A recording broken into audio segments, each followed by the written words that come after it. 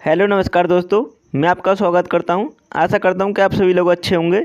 मैं इस वीडियो में डीआरडीओ एडमिन एलआर कैडर के लिए मैथ के मोस्ट इंपोर्टेंट क्वेश्चन कराने वाला हूं, जो कि आपकी परीक्षा में पूछे जा रहे हैं।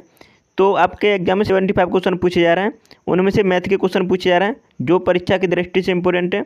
और administrative assistant, fireman, security assistant, store assistant, vehicle operator, stenographer, ये सभी पोस्टों के लिए 75 क्वेश्चन पूछे जा रहे हैं।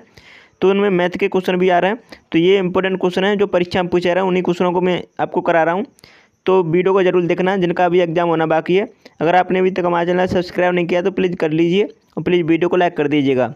पहला क्वेश्चन है, यू प्लस बी का योग दे रखा है 80 और यू रेशियो बी का रेशियो दे रखा है 5:3। तो यू माइनस बी का मान कितना होगा? तो यहाँ पे देखो, यू और बी का रेशियो दे रखा है आपको 5x मान लेते हैं, उसे मान लेते हैं 3x। ठीक है।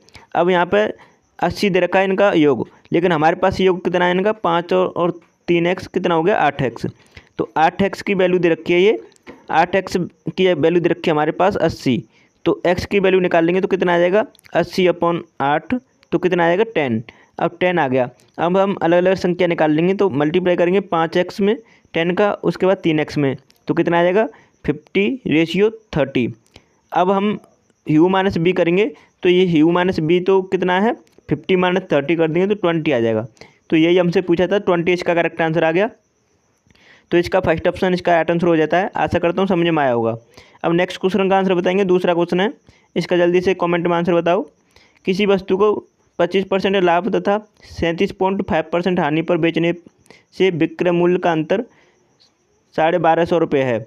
जब इसे 12.5% लाभ पर बेचा जाता है तो इसका विक्रय मूल्य कितना होगा? बहुत ही सिंपल सा क्वेश्चन है। इसे करने के लिए आपको बहुत ही कम समय लेना चाहिए। चलिए सॉल्व करते हैं। लेकिन आपके एग्जाम में लेवल बहुत कम, लो लेवल के क्वेश्चन पूछे जा रहे हैं, लेकिन यहाँ तो मैं आपको बहुत ही अच्छे लेवल से करा रहा हूँ। तो यहाँ पर 25% और 37.5% को जोड़ देंगे तो 62% होता है।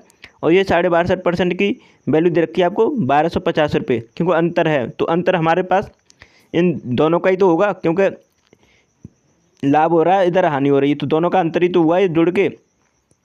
तो ये अंतर है हमारे पास 62.5%। ठीक है। लेकिन हमें 100% की वैल्यू चाहिए, तो उसका CP निकल आएगा। यहाँ से हम पॉइंट हटाएंगे तो ऊपर चला जाएगा। उसके बाद इसे सॉल्व करेंगे तो 2000 रुपये आ गया CP। ठीक है, सॉल्व कर लीजिएगा, 2000 रुपये आएगा।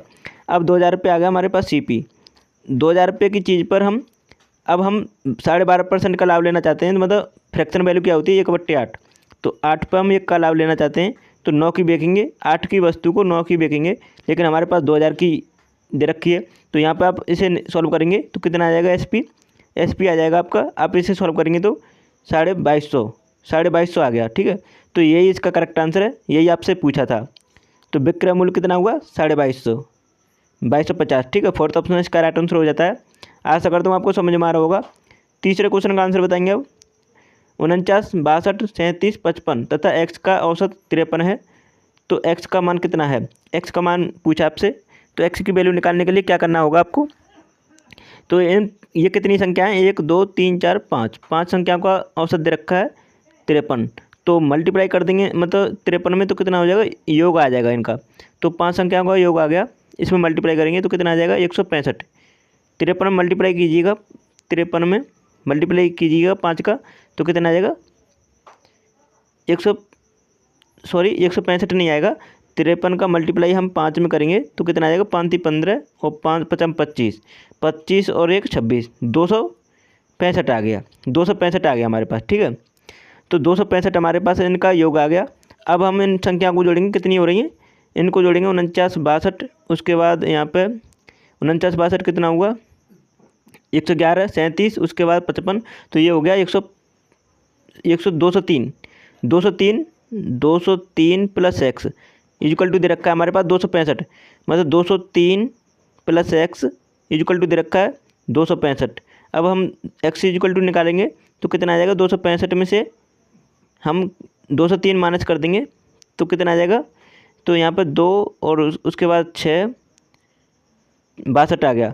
तो x की वैल्यू कितनी आ गई 62। तो यही हमसे पूछा था, फोर्थ ऑप्शन इसका करेक्ट आंसर है, यही आपको सॉल्व करना था। अब चौथे क्वेश्चन का आंसर बताएंगे जल्दी से। किसी वस्तु का अंकित मूल्य 2500 रुपये है, उसे क्रमशः 12% तथा 10% की 2 क्रमिक छूटों में बेचा जाता है, तो विक्रय मूल्य कितना होगा। तो विक्रय मूल्य आपसे पूछा है, तो इसे निकालने के लिए क्या करना होगा आपको, बहुत ही सिंपल सा क्वेश्चन है। हम इनका इक्विवेलेंट बट्टा निकालेंगे। तो इनको क्या करना है, जैसे मैंने आपको बताया था X plus Y minus X into Y upon 100, इस तरीके से आप इक्विवेलेंट बट्टा निकाल लेंगे, छूट निकाल लेंगे। तो यहाँ पर कितना आ जाएगा 12 + 10 माइनस के 12 इंटू 10, तो 12 इंटू 10 करेंगे अपॉन 100, तो कितना आ जाएगा, तो 120 मतलब 1.2, तो ये हो जाएगा 22 में से आप कितना घटा देंगे 1.2 माइनस कर देंगे, ठीक है। तो कितना आ जाएगा 0.8, उसके बाद यहाँ पे कितना आ जाएगा 1, उसके बाद यहाँ पे कितना आ जाएगा, जैसे कि यहाँ पे 0 और 20.8 आ गया, ठीक है। 20.8 आ गया, ये 20.8% आ गया। अब हमसे बोला है वो 2500 का निकालना है, तो हम 2500 पे 20.8 हम इसका निकालेंगे। तो इसे सॉल्व कीजिएगा आप। तो यहाँ पे देख पा रहे हैं आप, जैसे इसका फ्रैक्शन वैल्यू निकालेंगे हम 20.8 का, तो 20.8 ये परसेंटेज में है, तो इसकी फ्रैक्शन वैल्यू निकालेंगे, बटे 100 कर देंगे, पॉइंट से हटाएंगे तो 0 आ जाएगा नीचे। अब इसे आप 4 से काटेंगे तो 4 पन्ना 20 और 4 दूनी 8, तो उसके बाद यहाँ पर 4 से काटेंगे तो 250। अब उसके बाद फिर 2 से काटेंगे तो कितना आ जाएगा 26, उसके बाद 2 से काटेंगे तो 125। तो ये आपको 125 पे 26 की छूट दे रहे हैं, ठीक है। 125 पे 26 की छूट, तो मतलब 125 पे 26 की छूट का मतलब समझ रहे हो 99 में बिकेगा। तो हम अब इसे निकालेंगे 2500 इंटू 99 अपॉन 125, यही तो होगा। अब इसे आप सॉल्व करेंगे तो 25 से काटेंगे, 25 पंजे 125, और 25 से काटेंगे तो 100 बार कट जाएगा। उसके बाद आप 5 से काटेंगे तो 5 से कट जाएगा 20 बार, और 20 मल्टीप्लाई करेंगे 99 में, तो कितना आ जाएगा 9 दूनी 18 और 9 दूनी 18 कितना आ जाएगा, जैसे आप 20 का मल्टीप्लाई इसमें करेंगे तो 99 में करेंगे तो कितना आ जाएगा, जैसे 99 इंटू 20, तो 0, उसके बाद 2 नंबर 18 और 2 नंबर 18, 18 1 19, तो 1980 आ गया। 1980 इसका करेक्ट आंसर होगा। तो आशा करता हूँ आपको समझ में आएगा, बहुत ही सिंपल तरीके से बताया है, ठीक है। फोर्थ ऑप्शन इसका राइट आंसर हो जाता है। कैलकुलेशन करने में थोड़ा टाइम लग जाता है, लेकिन अगर आप सॉल्व करेंगे रफ कॉपी लेके तो आप आसानी से कर पाएंगे, एग्जाम में भी आ जाए तो आसानी से कर सकते हैं। 5वां क्वेश्चन है, महेश का वेतन सुमित के वेतन से 12,000 रुपये अधिक है। यदि महेश तथा सुमित के वेतन का अनुपात 7:4 है तो सुमित का वेतन कितना है। तो सुमित का वेतन आपसे पूछा है, तो यहाँ पे देख पा रहे हैं ये 12,000 रुपये अधिक बता रहा है महेश का वेतन सुमित के वेतन से। तो लेकिन हमारे पास यहाँ पर देखो महेश का और रेशियो दे रखा है, महेश का और सुमित का, तो महेश एम से और सुमित एस से, ठीक है। तो 7:4 दे रखा है। अब इसमें बोला है कि महेश तथा सुमित के वेतन का अनुपात दे रखा है 7:4। अब बोला है कि 12,000 रुपये अधिक है महेश का वेतन सुमित के वेतन से, लेकिन हमारे पास कितना अधिक है 3, 4 से 7 कितना अधिक है 3, तो ये 12,000 रुपये कितने यूनिट की वैल्यू है, 3 की यूनिट की वैल्यू है। हमसे पूछा है सुमित का वेतन कितना है, तो सुमित का वेतन है 4, तो 4 से मल्टीप्लाई कर देंगे, 3 से काटेंगे तो कितना बार कट जाएगा 4 बार, 4,000 बार, और 4 चक 16, तो सुमित की वेतन का कितना हो गया 16,000। तो पहला ऑप्शन इसका राइट आंसर होगा। आशा करता हूँ समझ में आएगा, बहुत ही सिंपल क्वेश्चन था। 6वें क्वेश्चन का आंसर बताएंगे जल्दी से। एक कार 6 मिनट में 300 मीटर की दूरी तय कर सकती है, उसकी औसत गति km/h में कितनी है। तो बहुत ही सिंपल क्वेश्चन है। तो आपको यहाँ पे डिस्टेंस अपॉन टाइम करना है, तो आपको मतलब उसकी चाल निकल आएगी। तो यहाँ पे टोटल डिस्टेंस कितनी दे रखी है 300 मीटर, और 6 मिनट में, मतलब हमें इसे सेकंड में बदल देंगे। तो सेकंड में बदलने के लिए 60 से मल्टीप्लाई कर देंगे। 1 मिनट मतलब 1 मिनट में 60 सेकंड होती हैं, तो 6 मिनट में 60 से मल्टीप्लाई कर देंगे।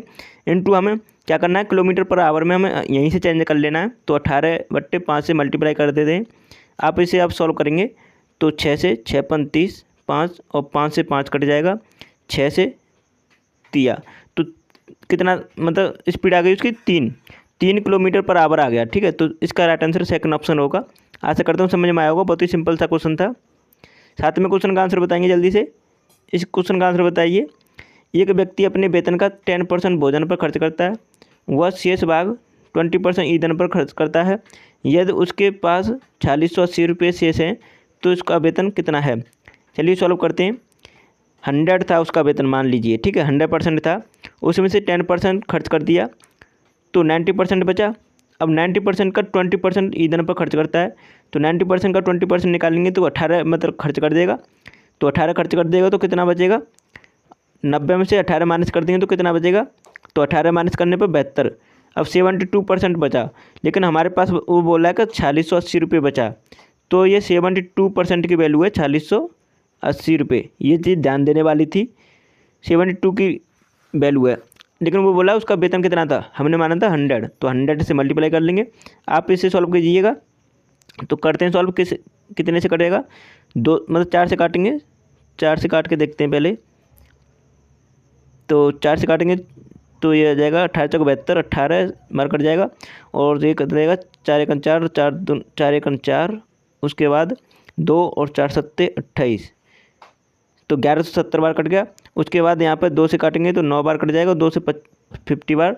उसके बाद ये आप इसे सॉल्व कीजिएगा, तो 9 से काटेंगे उसे, तो 9 से काटने पर यहाँ पर 9 एकन 9, 2 बचा और 9 3 27, तो 130 बार कट जाएगा और 13 पन्ना 65, मतलब उसका कितना आ गया 6500। 6500 इसका करेक्ट आंसर होगा, ठीक है। तो तीसरा ऑप्शन इसका राइट आंसर हो जाएगा। आशा करता हूँ समझ में आया होगा, बहुत ही सिंपल सा क्वेश्चन था, कैलकुलेशन करनी थी बस। 8वें क्वेश्चन का आंसर बताएंगे जल्दी से।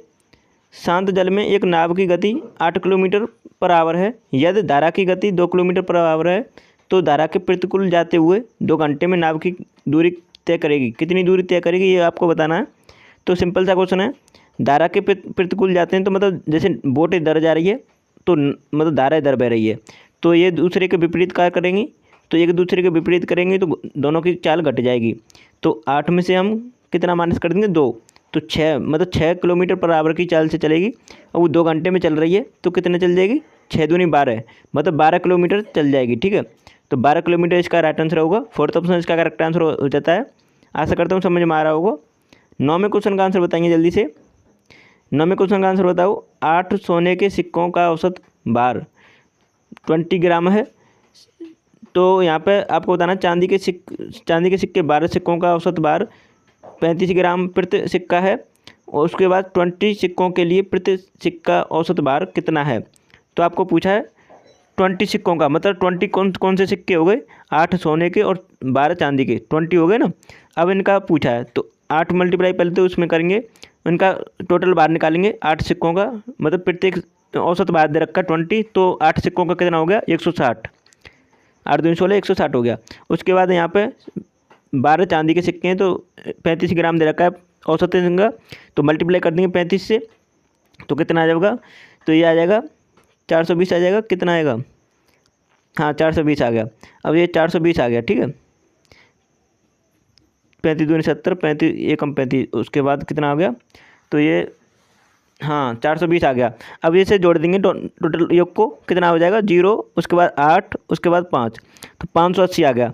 580 इनका टोटल वेट आ गया, लेकिन हमारे पास सिक्के कितने हैं 20, तो 20 से डिवाइड कर देंगे औसत निकालने के लिए, तो कितने बाद कट जाएगा, तो इसका राइट आंसर आएगा 29 इसका करेक्ट आंसर हो जाएगा, ठीक है। तो कितने ग्राम आ गया 29 ग्राम औसत आ गया टोटल दोनों सिक्कों के, ठीक है। चांदी और सोने के सिक्कों का औसत कितना आ गया 29, तो इसका राइट आंसर सेकंड ऑप्शन हो जाता है। आशा करता हूँ समझ में आया होगा।